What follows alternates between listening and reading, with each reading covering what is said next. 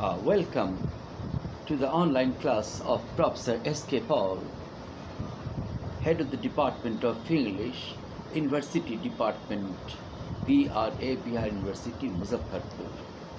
Good afternoon, students. Today I am going to deliver my lecture on stylistics.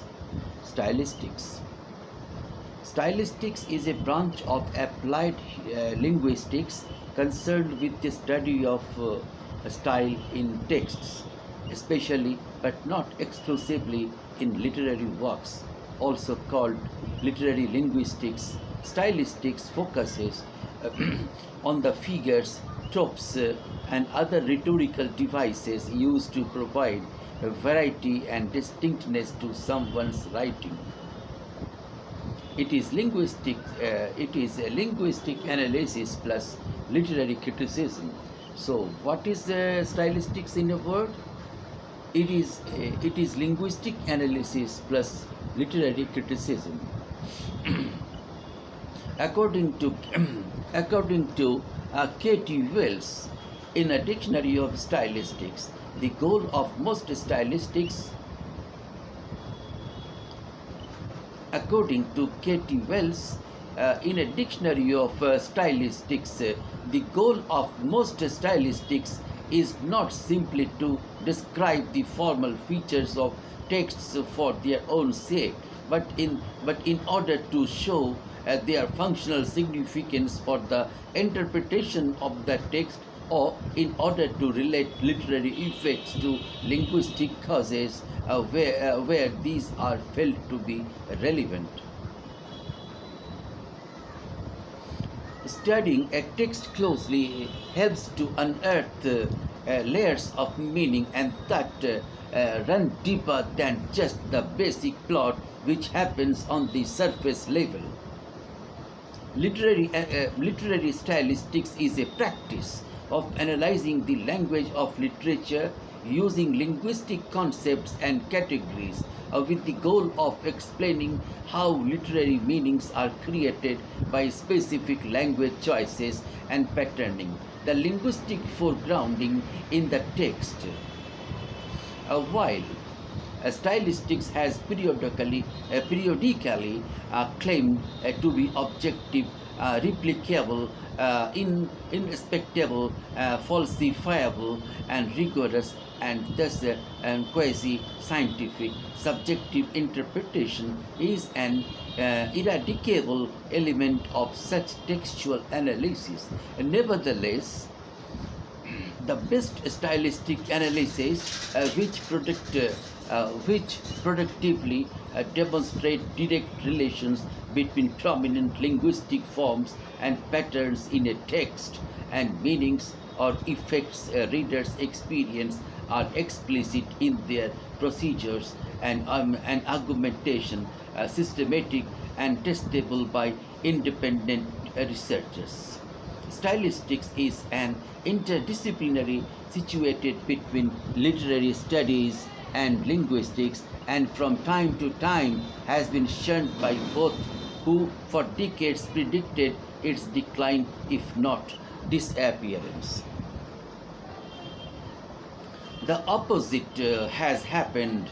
Stylistics is flourishing, and some of its proponents argue that it offers more authentic and relevant literary studies than much of what goes on in university literature departments. Equally, some stylisticians see their work as a more coherent linguistics adapted to a particular purpose than much of the abstract linguistics pursued by academic linguistics.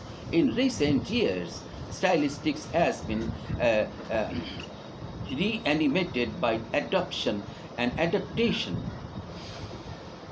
of ideas and ideas sourced in cognitive linguistics and by the increasingly easy creation of huge corpora of languages in digital machine searchable from these two developments have given rise to various forms of cognitive stylistics and corpus stylistics.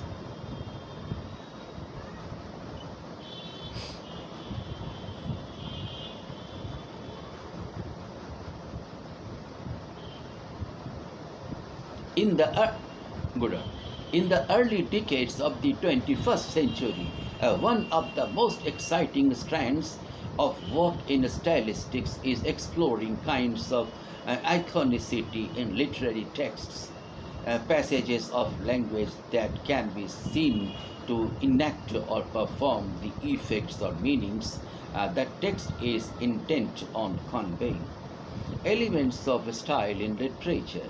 Elements of style studied in literary works are what is up for discussion in any literature or writing class, such as big picture elements, character development, how a character changes throughout the story, dialogue, lines spoken, or internal thoughts, foreshadowing, hints dropped about what's going to happen later, for whether something is poetry, prose, drama, a short story, a sonnet, etc. Imagery, scenes, set or items shown with descriptive words, irony, and an occurrence that's the opposite of what's expected, juxtaposition, putting two elements together to compare or contrast them, mood, the atmosphere of a the attitude of nature, pacing, how quickly the narration unfolds.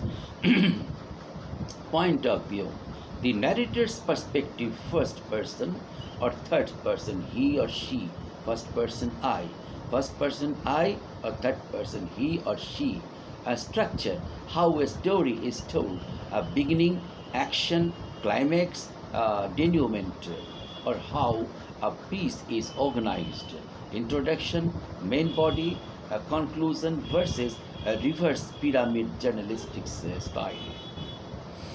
Symbolism, using an element of the story to represent something else.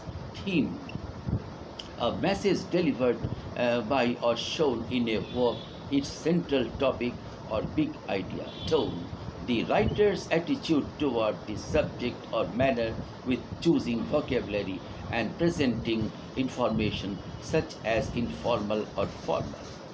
Line by line elements. Alliteration, close repetition of consonants used for effect. Assonance, close repetition of vowels used for effect. Colloquialisms, informal words such as slang and regional terms. Diction, the correctness of the overall grammar, big picture, or how characters speak, such as with an accent or with poor grammar. Jargon, terms specific to a certain field. Metaphor, a means to compare two elements, can also be big picture if an entire story or scene is laid out to show a parallel with something else. Repetition, using the same words or phrases in a short amount of time for emphasis. Rhyme, when the same sounds appear in two or more words. Rhythm, having a musicality to the writing, such as by using stressed and unstressed syllables in a line of poetry, or sentence variety or repetition in a paragraph. Sentence variety, variation in the structure and length of consecutive sentences. Syntax, the arrangement of words in a sentence. Elements of style are the characteristics of the language used in the written work, and stylistic is their study. How can author uses them is what makes one writer's work distinct from another. From Henry James to Mark Twain to Virginia Woolf, an author's way of using the elements creates their distinct writing voice. Why studying literature is useful?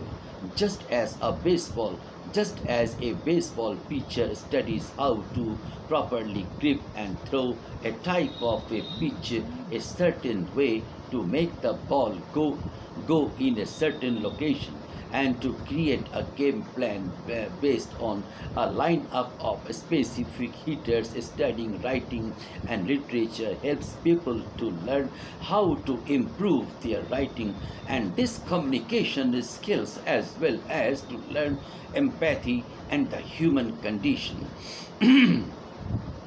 By becoming wrapped up in a character's thoughts and actions in a book, story, or a poem, people experience that narrator's point of view and can draw on that knowledge and those feelings when interacting with others in real life who might have similar thought process or actions.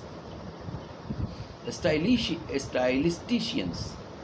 In many ways, stylistics is an interdisciplinary study of textual interpretations, using both language comprehension and an understanding of social dynamics.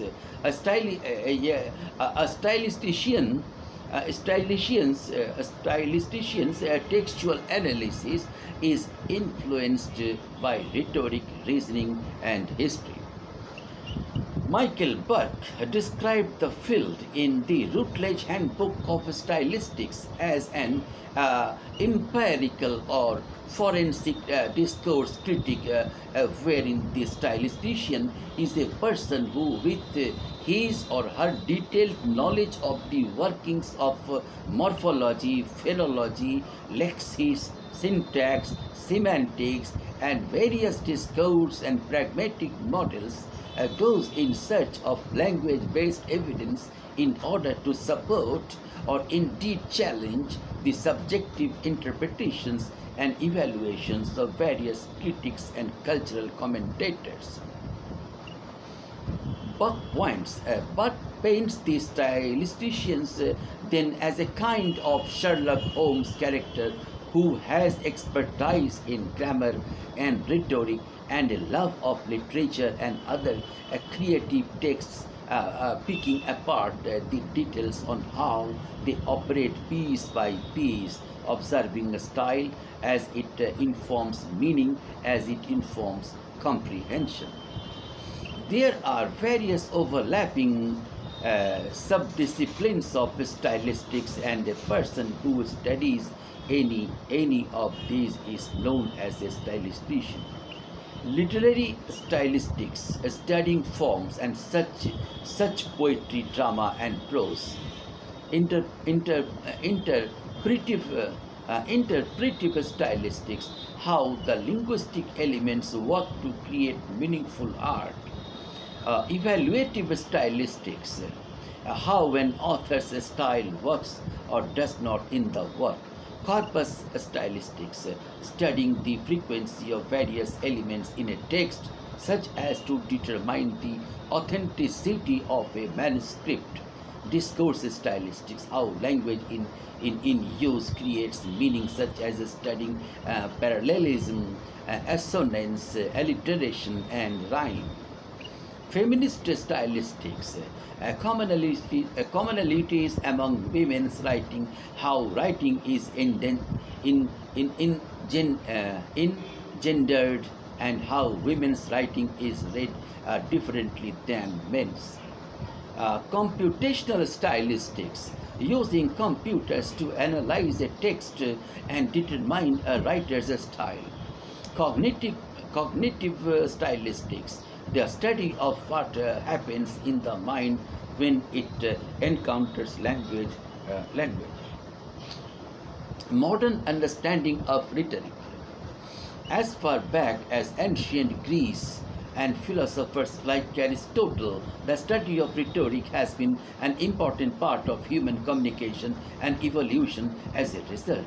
It's no wonder then that author Peter Barry uses rhetoric to define stylistics as the modern version of the ancient discipline known as rhetoric in his book Beginning Theory.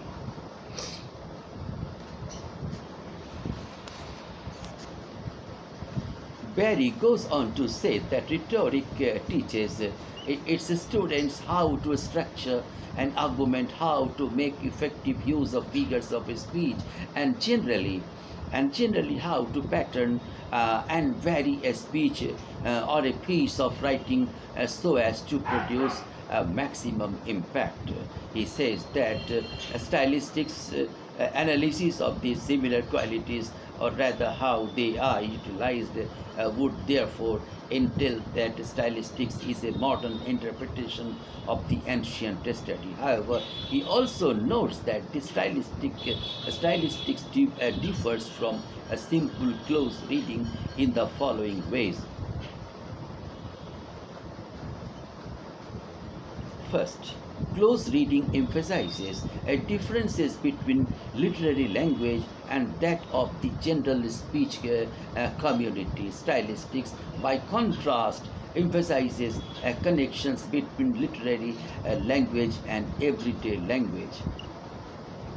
Second, stylistics uses specialized technical terms and concepts which derive from the science of linguistics, terms like transitivity, under lexicalization, collocation, and cohesion. Third, stylistics makes a greater claims to scientific objectivity than does close reading, stressing that its methods and procedures can be learned and applied by all. Hence, its aim is partly the demystification of both literature and criticism. Stylistics is arguing for the universality of language uses, while close reading hinges upon an observation of how this particular style and usage may vary from thereby make an error relating to the norm. Stylistics then is the pursuit of understanding key elements of style that affect a given audience's interpretation of a text. A brief history of stylistics. Then, stylistics explores how readers interact with the language of mainly literary texts in order to explain how we understand and are affected by texts when we read them. The development of stylistics, given that it combines the use of linguistic analysis with what we know about the psychological processes involved in reading, depended at least in part on the study of linguistics and psychology, both largely 20th century phenomena are becoming reasonably established. Stylistics then is a subdiscipline which grew up in the second half of the 20th century. Its beginning in Anglo-American criticism are usually traced back to the publication of the books listed below. Three of them are collections of articles, some of which had been presented as a conference papers. Roger Fowler, essays on style in language, Routledge and Kagan, London. Donald Freeman, Linguistics and Literary Style, Holt Reinhardt and Winston, New York. Geoffrey Leach, A Linguistic Guide to English Poetry, Longman, London. And Thomas A. Seaborg, Style in Language, Cambridge, Mass., MIT Press. Perhaps the most influential article is that by Roman Jacobson in Seaborg, 1960. It is called Closing Statement, Linguistics and Poetics, because it was a contribution to a conference which the book published as a collection of papers. It is pretty difficult, so we couldn't recommend nipping off to read it until we have done a bit more stylistics. But as we shall see, Jacobson is an important figure who connects together various strands in the development of stylistics. Stylistics can be seen as a logical extension of moves within literary criticism early in the 20th century to concentrate on studying texts rather than authors. A 19th century literary criticism concentrated on the author, and in Britain the text-based criticism of the two critics, I.A. Richards and William Emerson. His pupil rejected that approach in order to concentrate on literary texts themselves and how readers were affected by those texts. This approach is often called practical criticism, and it is matched by a similar critical movement in the USA associated with Clint Brooks, Rene Valek, Austin Warren, and others, called New Criticism. New Criticism was based almost exclusively on the description of literary works as independent aesthetic objects, but practical criticism tended to pay more attention to the psychological aspects involved in a reader interacting with a work. However, these two critical movements share two important features. One, an emphasis on the language of the text rather than its author, and second, an assumption that what criticism needed was accounts of important works of literature based on the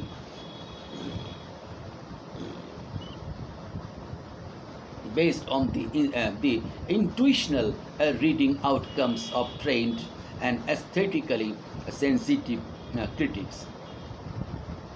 These critics did not analyze the language of texts very much, but rather paid very close attention to the language of the texts when they read them, and then described how they understood them and were affected by them. Nearly 100 years later, this approach is still very influential in schools and universities in the Western world and gives rise to the kind of critical essays where writers make a claim about what a text means or how it affects them, and then quote and perhaps discuss a textual sample to illustrate the view argued for. This could perhaps be called the claim and quote approach to literary criticism. In general terms, stylistics believe that the claim and quote strategy is inadequate in arguing for a particular view of a text because, like the slip text twixt cup and lip, there are often logical gaps between the claim and the quotation intended to support it. In other words, stylisticians think that intuition is not enough, and that we should analyze the text in detail and take careful account of what we know about how people read when arguing for particular views of texts. But the stylistics approach in Western Europe and North American clearly grows out of the earlier critical approaches associated with practical criticism and new criticism. Stylisticians also use the same kind of approach on literary texts. There is another important strand of influence in the development of stylistics, the one which Roman Jacobson was involved in, which comes from Eastern Europe. In the early years of the 20th century, the members of the formalist linguistic circle in Moscow, usually called the Russian formalists. Like I.A. Richards also rejected undue concentration on the author in literary criticism in favor of an approach which favored the analysis of the language of the text in relation to psychological effects of that linguistic structure. The group contained linguistics, the literary critics, and psychologists, and the Prague structuralists. Began to develop what became a very influential aspect of textual study in later stylistics called foregrounding theory. This view suggested that some parts of texts had more effect on readers than others in terms of interpretation because the textual parts were linguistically deviant or especially patterned in some way, thus making them psychologically salient or foregrounded for readers. The Russian formalists were in effect the first stylisticians, but their work was not understood in the West because of the effects of the Russian Revolution in 1917. After the revolution, formalism fell out of favor, and in any case, academic communication between what became the Soviet Union and Western Europe and North America virtually ceased. Roman Jacobson became one of the most influential linguists of the 20th century, and the reason for his considerable influence on stylistics, in addition to his own academic brilliance, was because he linked various schools of linguistics together. He felt Moscow at the time of the Russian Revolution and moved to Prague, where he became a member of the Prague structuralist circle, who were also very interested in the linguistic structure of texts and how they affected readers. Then, when Czechoslovakia also became communist, he moved to the USA. Rather like a beneficial virus, he carried the approach which later became called stylistics with him, and helped those who wanted to develop practical and new criticism in more precise analytical directions. The introduction of chapter 2 of J. Douthwaite 2000 towards a linguistic theory of foregrounding, Edizioni del Orso Turin, has a more detailed history of stylistics and the concept of foregrounding, a concept which is a cornerstone of stylistic analysis. In some modern literary criticism, formalist is often used almost as a term of abuse. Some critics accuse stylistics of being formalist and so inadequate to account for the variant responses of readers to texts. But is it certainly one of the historical roots? Some of the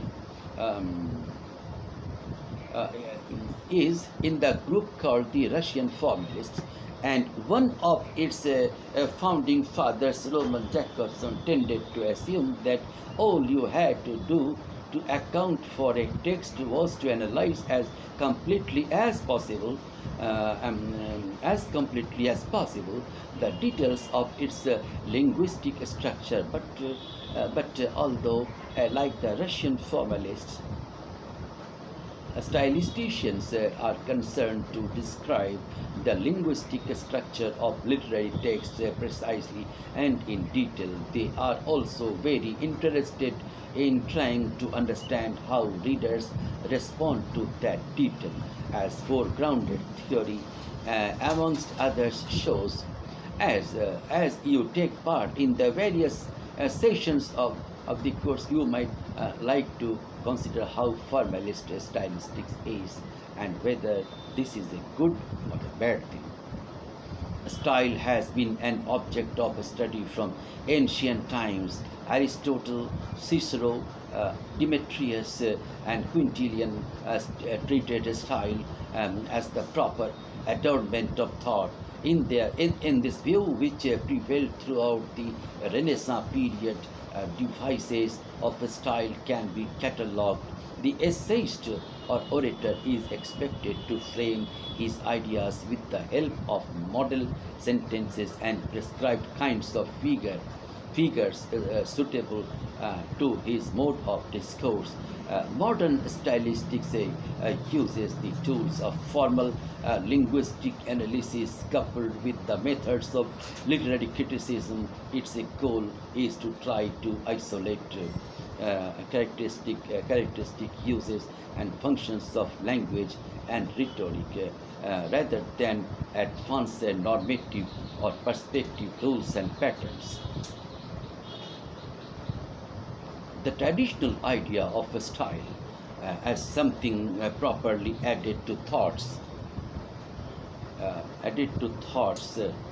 contrasts with the ideas that derive from Charles Bailey, 1865 and 1947, the Swiss philologist, and Leo Spitzer, 1887 to 1960. The Austrian literary critic, according to followers of this thinker's style in language arises from the possibility of choice among alternative forms of expression, as for example between children, kids, youngsters, and youths, each of which has a different evocative value.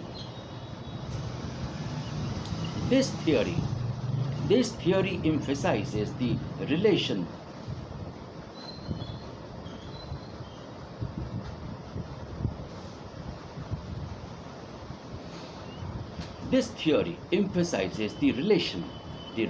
between style and linguistics, as does the theory of Edward Sapir, who talked about literature that is form-based. Algernon and Charles Swinburne, Paul Verlaine, Horace, Catullus, Virgil, and much of Latin literature.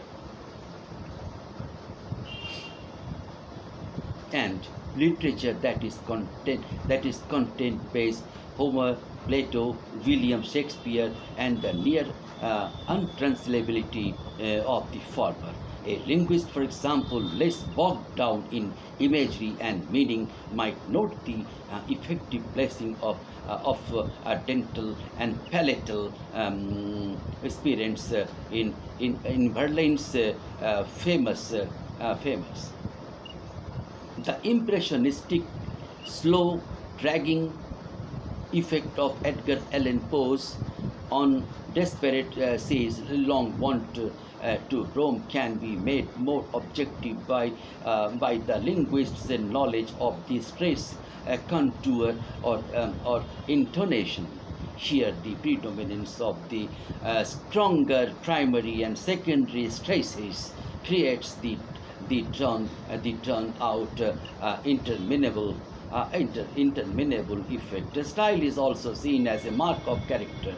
The Count de Buffon's famous epigram, La style est la homme même. Style is the man himself in his discourse Searle style 1753 and Arthur Schopenhauer's definition of a style as the physiognomy of the mind suggests that no matter how calculatingly choices may be made, a writer's style will bear the mark of his personality, and an experienced writer is able to rely on the power of his habitual choices of sounds, words, and syntactic patterns to convey his personality or fundamental outlook.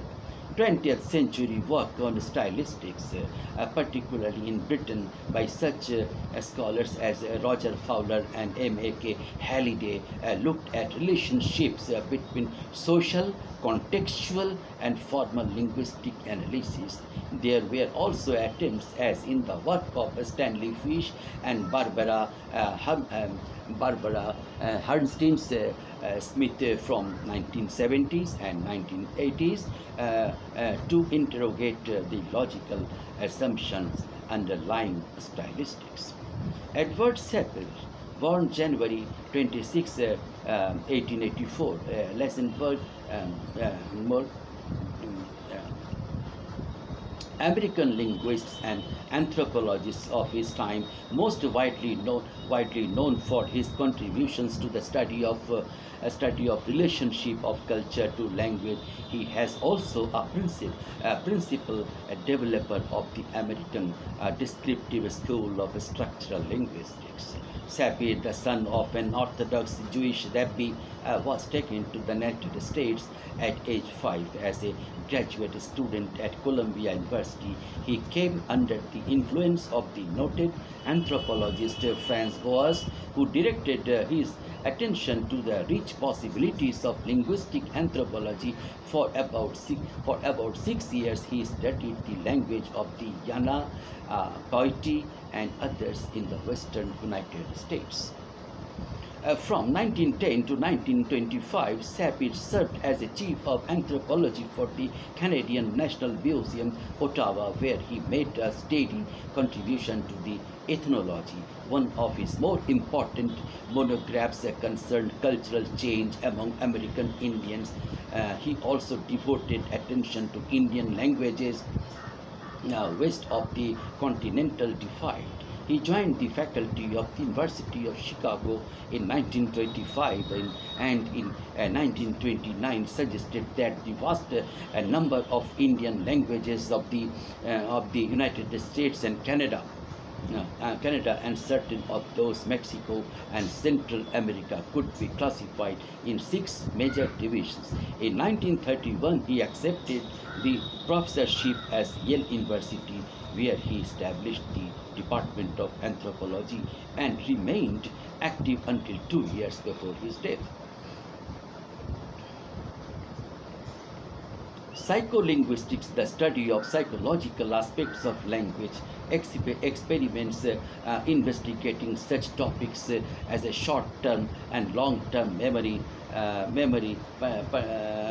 perceptual strategies, and speech perception based on linguistic models are part of this discipline. Most work in psycholinguistics has been done on the learning of language by children. Language is extremely complex, yet children learn it quickly and with ease. Thus, the study of the child language is important for psychologists interested in cognition and learning, and for linguists concerned with the insights it can give about the structure of language.